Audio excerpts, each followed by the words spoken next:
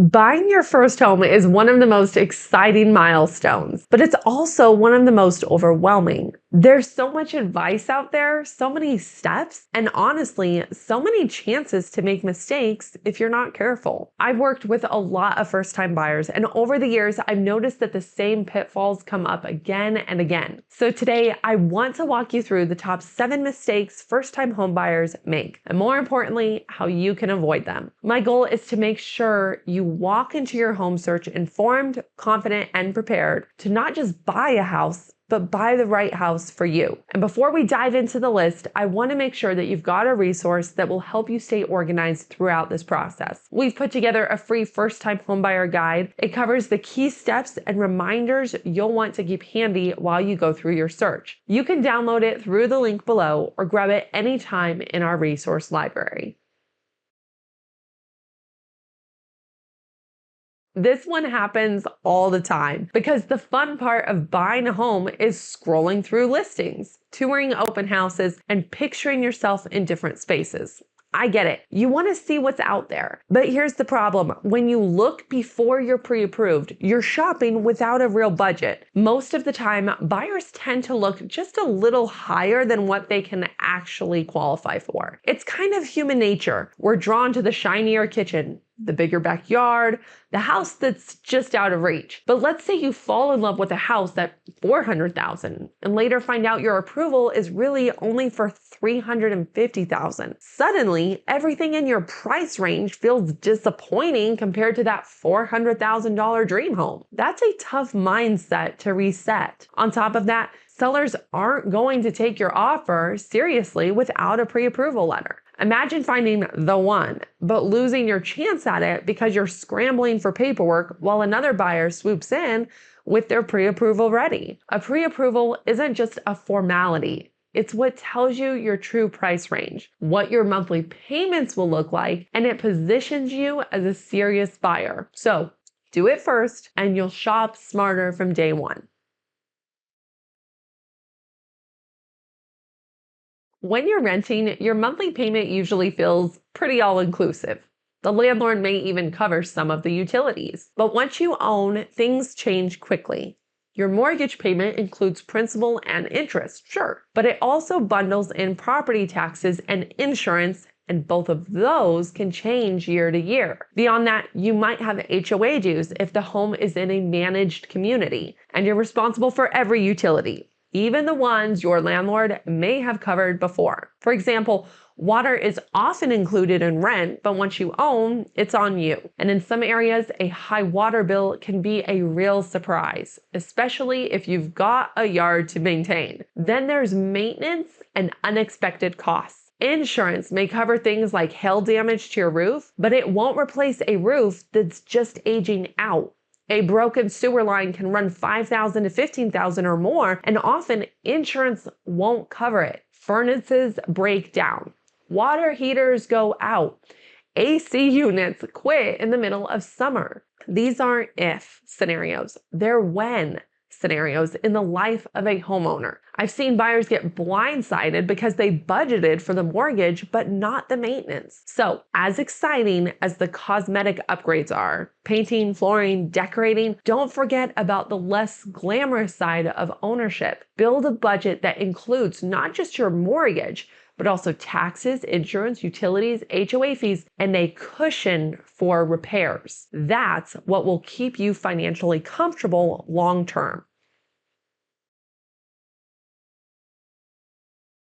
There's a lot of advertising around first-time homebuyer programs. You'll see big promises of low down payments or special incentives, and while some of those can be great, there is always a trade-off. Maybe it's a higher interest rate.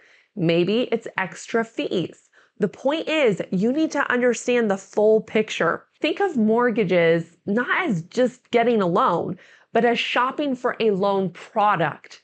There are FHA loans, VA loans, USDA loans, conventional loans, and yes, first-time homebuyer assistance programs. Each comes with pros and cons, and what works for one buyer may not be the best fit for another. I always recommend sitting down with your lender after your application is reviewed and asking them to lay out your options side by side. Ask about not just the monthly payment, but also how fees, mortgage insurance, and long-term costs compare. Sometimes the lowest down payment option isn't actually the best financial move over time. The more you understand, the more confident you'll be in your choice.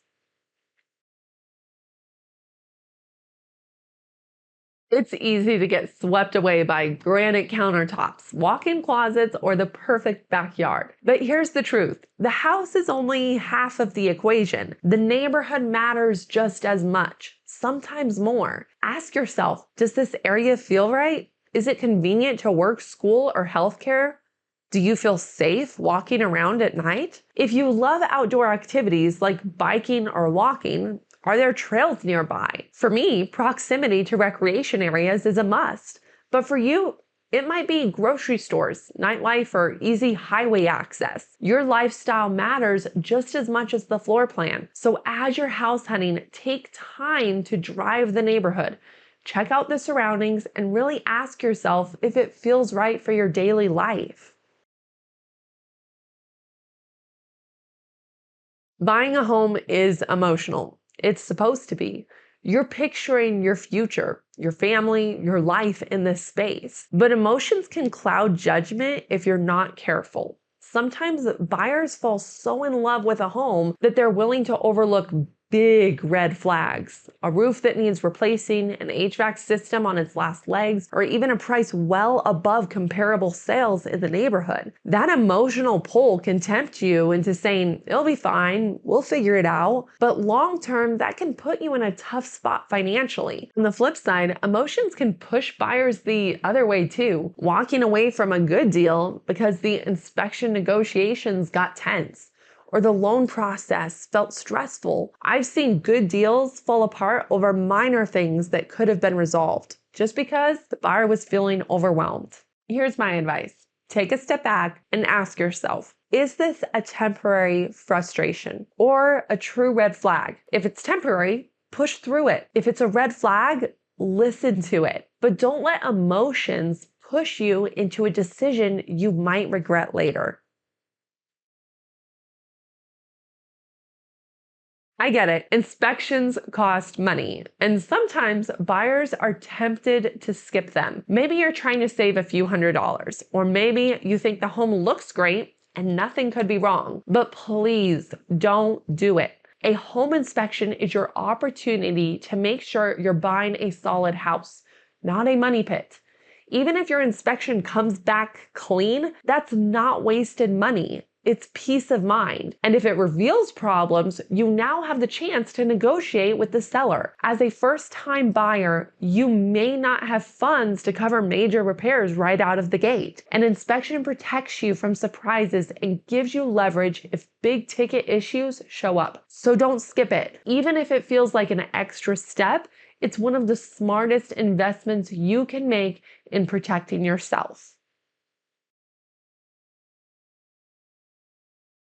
This one is big. The right agent can make the entire process feel smoother, less stressful, and far more successful. The wrong one? Well, they can make it confusing, frustrating, and even financially costly. A great agent is more than just someone who unlocks the doors and writes offers. They're your teacher, your guide, and your advocate. They slow down to explain the process, remind you of what's coming up next, and bring up things you might not even know to ask. That's why I always encourage buyers to interview agents before deciding who to work with. Pay attention to how they communicate, how they answer your questions, and whether they take the time to really explain things. A great agent will bring up ideas and considerations you wouldn't even think of on your own because they've guided buyers through this hundreds of times before. Remember, this is likely the biggest financial decision you've made so far. You need someone who will protect your interests, not just during the purchase, but when you go to sell years down the road. And if you're not sure where to start, we've made that step easier too. Through our Agent Match Advantage program, you can connect with a vetted agent who's been screened for experience and client care. It's free and it gives you confidence that you're working with someone who truly has your back. You'll find the link below. So there you have it.